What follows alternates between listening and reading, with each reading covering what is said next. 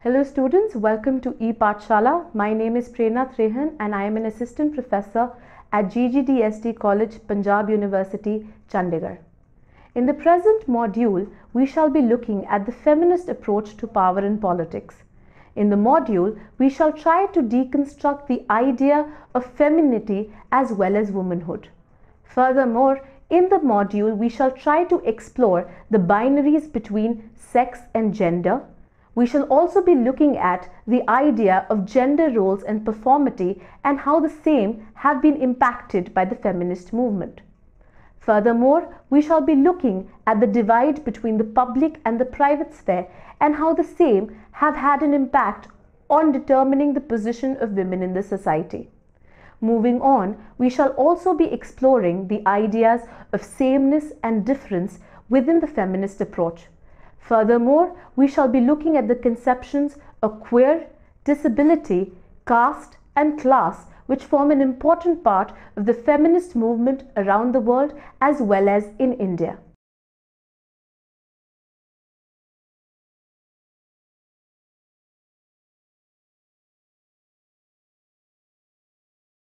We shall be first looking at the need for a feminist perspective on politics. The Union Budget of India for 2013 to 14 contained a fairly interesting proposal setting up of women's banks everywhere in the country. The idea was seemingly clear. In the shadow of the December 2012 rape and murder case in New Delhi, policy measures concerning women were at their height. Suddenly, law, policy, public debate and activism seem to have acquired a gendered perspective. In this light, the policy statement regarding banks, which only women could access, is interesting as it throws open a series of debates around feminist politics. Why would a society just need a bank for women? There could be several explanations. First, given that women have traditionally been kept out of public and economic spheres, there seems to be no logic for women to be able to access financial institutions like banks. They simply do not need it till the gruesome rape and murder reminded us that women do inhabit the public spheres. Providing access to banks was thus one way to recognize that women also need to be able to control their spaces, finances, as well as lives. Second, the assumption could also be that since the public space is not adequately designed for women, or that due to many structural causes, women do not want to inhabit these public spaces, an exclusive space for women may encourage better participation. Yet, there is also a counter-argument which proposes that such a measure will increase the isolation of women from the rest of the society. These issues have immense significance for a feminist understanding of politics and its practice. The example of this public policy on banks is symptomatic of the way in which women have been thought about in philosophy, theory, law, and policy. Most of these ways of thinking have treated women as an exceptional case, as the departure from the norm. The feminist understanding of politics makes us aware of the problem with the above statement. The feminist reading of politics and society opens up cracks and faults of an accepted and traditional way of doing political theory. It reveals the hugely masculine nature of discipline even when it claims to represent the entire gamut of positions, identities, and interests in the society. Feminist political theorists like Carol Pateman have asserted that the very subject of the political philosophy in the Western discourse has been male. This figure of the male has been masquerading as the unmarked universal. Thus, whenever liberal theory has talked about human or the citizen or even the person, it is almost always talking about the male. It is not as if women did not write literature or philosophy or take part in politics. The issue rather is, was their opinion considered? When the canon of literature and philosophy was being made, women were systematically kept out of it. No wonder then that much of political theory and philosophy is made up of works of men alone, or much rather of masculine perspective. The latter is important here. When women were writing, were they still writing in the framework provided by the masculine political philosophy? A feminist perspective on politics thus simply does not ask for inclusion of more women in the canon or in the practice of politics. It demands a radically different perspective, one that includes the concerns of women, of females, and of all other sexes and genders. Thus, a perspective which is largely egalitarian in nature, yet is anti-foundationalist. It attacks the very foundations of disciplines and practices. Moving on, in the next section, we examine the difference between sex and gender. Any understanding of feminist perspective of politics will either begin or come back sometime to the sex-gender debate. The split which the feminist movement made between the two concepts of sex and gender is crucial to our understanding of patriarchy and its gendered critique. One rather simple way to understand the increasingly complex categories of sex and gender is to say that sex refers to biological differences between women and men. These would include the anatomically different genitals or external sex organs, the presence of different sex hormones, and ultimately the different chromosomal configuration of both these sexes. Gender would refer to an array of social and political meanings attached to oneself. This is broadly what we call as the process of socialization. One is reminded here of Simone de Beauvoir's famous invocation that one is not born a woman but becomes one. Centuries of oppression and discrimination against women was based on the fact that they were biologically different and thus weaker than men. This is problematic as the rationale presented for having different gender and professional roles and also discriminatory pay scales for women as against men. Men and women are socialized differently, even from before birth, based on which sex organ they seem to have. In contexts which are not middle and upper class, most women will probably never go to school and college simply because of the fact that they are women and may not need that education. Those who do are almost kept out of serious fields like mathematics, physics, and engineering. According to Nivedita Menon, and I quote, "A startling study in the USA of intersexed infants, that is babies born with both ovarian and testicular tissue or in whom sex organs were ambiguous, showed that medical decisions to assign one sex or the other were made on cultural assumptions rather than on any existing biological features.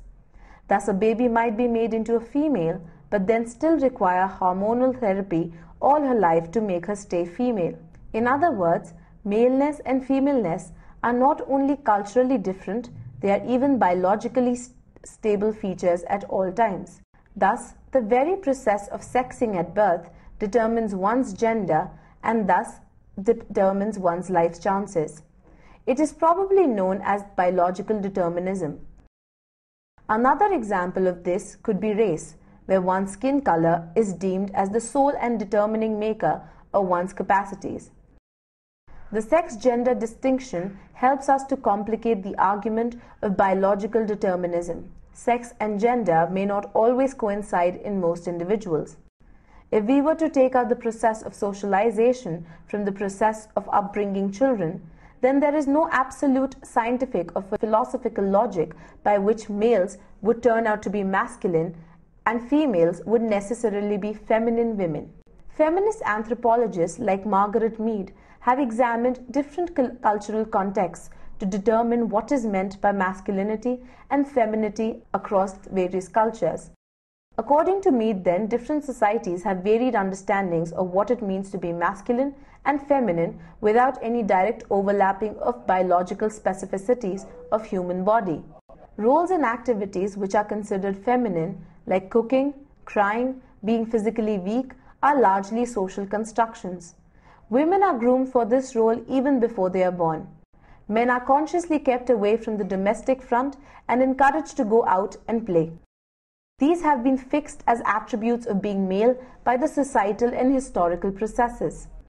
Furthermore, notions of protection and security are seen as roles associated with the males. This role is seen to be performed not only for safeguarding their own self, but also women who are regarded as incapable of performing this role in the traditional patriarchal setup. While women may have been able to assert equal identity in several other fields, that is, of security and protection, especially in terms of physical safety, it is something that we associate with males, partly because of the link to the physical strength. Sexual division of labor also means that women do not get paid for the work that they do. Labor activities like cooking, cleaning, rearing of children, and care are not treated as labor at all, and hence not paid for. These are rather considered as duties, or worse still, natural inclinations of women. Work or paid activity is what happens outside the house, which constitutes the realm of serious work which only men can do. Consequently, women who work only at home are largely unpaid laborers. The distinction between sex and gender has thus become hugely complicated. According to Nivedita Menon, there have largely been 4 movements in this regard. She says, firstly, scholars like Alison Jagger argue that sex and gender are dialectically and inseparably related, and that the conceptual distinction that earlier feminists established between the two is not sustainable beyond a point. In this understanding, human biology is constituted by complex interaction between human body and physical environment and the state of development of technology and society. Thus, as Jagger puts it, the hand is as much the product of the labor as the tool of labor. What is meant here is that the two processes are involved. Human intervention changes the external environment and simultaneously changes in the external environment shape and change the body. The second kind of complexity in this argument, according to Menon, comes from the school of radical feminism, which argues for retaining the priority of biological differences, as it is different for women from what men do and prevents us from falling into the unmarked category of the universal individual. Menon writes, radical feminists claim that on the contrary, patriarchal social values have denigrated feminine qualities and that it is the task of feminism to recover these qualities and this difference between men and women as valuable. A third kind of understanding of this issue comes from the postmodern perspective about the body and sexuality. Menon takes recourse to Judith Butler's understanding of sexuality to say that Butler uses the term heterosexual matrix to designate the grid produced by institutions, practices, and discourses looking through which it appears to be a fact of nature that all human bodies possess one of the two fixed sexual identities, with each experiencing sexual desire only for the opposite sex. From this point of view, the removal of this grid of heterosexual matrix will reveal that sexuality and human bodies are fluid and have no necessary fixed sexual identity or orientation. Feminist understanding of power and patriarchy. The feminist understanding of power comes from a viewpoint of systematic oppression expressed through institutions like the different forms of patriarchies. The term patriarchies is being used here consciously as there seem to be not one homogeneous way in which patriarchy affects men and women. Different social and historical positions make people experience the power of patriarchy in extremely diverse ways. This kind of understanding has also shifted the debate to the idea of masculinities. This understanding led us to believe the observation that interrogating the idea of masculinity carries equal importance to the idea of feminism.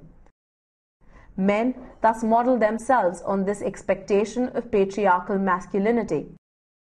On the other hand, this issue of masculinity also affects people who cannot be masculine enough, even if they have tried hard. Disability, caste, class, sexuality intersect with this idea of being a man and create increasingly complex modes of being. Just as built environments are constituted by power relations, so is the society at large, constituted by the power relationship of patriarchy.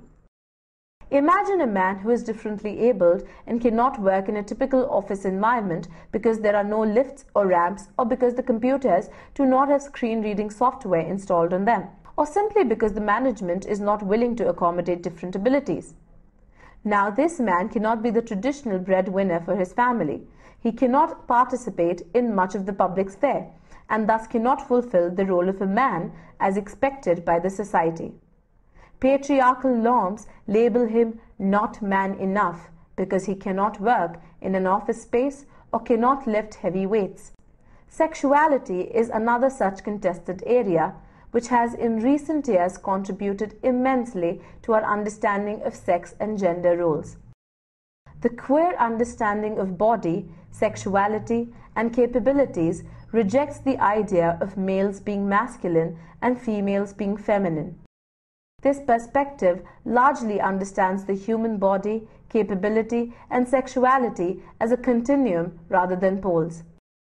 Thus, people who are anatomically male may only be considered feminine in other attributes or have so-called feminine interests. Other groups such as hijras present somewhat at the margins of the queer and sexuality discourse also pose a strong challenge to our understanding of gender. Public-private divide. One of the central concepts which some branches of feminism have challenged is this divide between the public and the private spheres. This conceptual and philosophical divide has been the pivot around which liberal political theory bases itself. Consequently, the liberal feminist school of thought also upholds this divide and bases its political philosophy in the realm of rights, entitlements, and a separation of public sphere from the private arena. The challenge comes from the radical and socialist feminist schools of thought, which mount the argument that this artificial divide places politics firmly in the realm of public. Consequently, the private sphere gets depoliticized to the extent that issues like marriage, childbearing and rearing, adoption, surrogacy, divorce, property, domestic violence, and ethics of care become largely non-political issues. The significant insight that radical feminism brings to this debate is that personal is political. Aristotle considered that the political life is the highest life. We need to examine what is meant by political life here. For Greeks, this meant participating in the direct democratic structure of the city through taking part in discussions, debates, and finally voting. It is important to note that only propertied men who were born in the city were actually called citizens. Slaves, women, and aliens, that is, people born outside the city, were not allowed to take part in political process. Thus, we have here a structure where public is being collated with the political and male. The public is still associated with the male so much so that even female presence in public spaces can be treated merely as an aberration. Feminist theorists like Susan Moller-Okin and Carol Pateman have argued that the presence of women in the public sphere is a relatively new phenomenon. The debates on rape, sexual assault, and safety of women in the public spaces have almost always relied on the unsaid assumption that if women venture out, there will be consequences. The debates on domestic violence, child sexual abuse, and marital rape puncture this argument of only public being unsafe for women. In fact, theorists like Cynthia Enlow propose that violence women face in extraordinary situations like war is only an extension of the violence they face during peacetime in the private sphere. Again, one must pause here to reiterate that public is not only an unmarked universal for women. Women's very access to the public is mediated by their class, caste, racial, and religious locations. The public-private debate also has implications for the central concept in feminism, that is the body. In traditional political philosophy, the body and mind have been treated as two distinct entities. Now, these are not just distinct but also hierarchical in nature.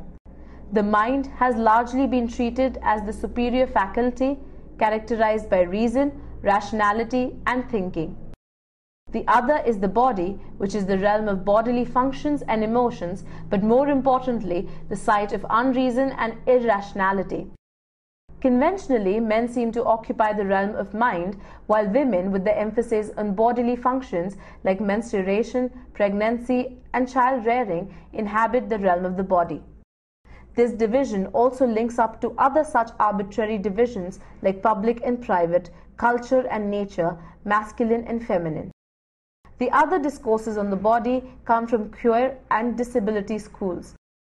The queer understanding of body decenters this discourse of the mind and body and focuses on the primacy of the latter. Sameness versus difference debate. Anne Phillips, Iris Marion Young, and Nancy Fraser have been a part of this very complex debate on the position of sameness and difference. The central question which this debate seems to address is, should women be treated differently because of their histories of oppression and discrimination and their present status of inferior? The argument against this position is that if women continue to be treated differently, their position as the weaker sex gets essentialized. This they need to be enabled or made capable to compete with the larger society. The sameness and difference debate is being used in fields like citizenship and multiculturalism. The initial idea is that of citizenship as common rights. This has obvious problems. This leads to homogenization, an oppressive form of universality, and erasure of unique differences among people and groups. This also means that what is promoted as common is actually a very specific form of male, white, heterosexual, and upper class perspective.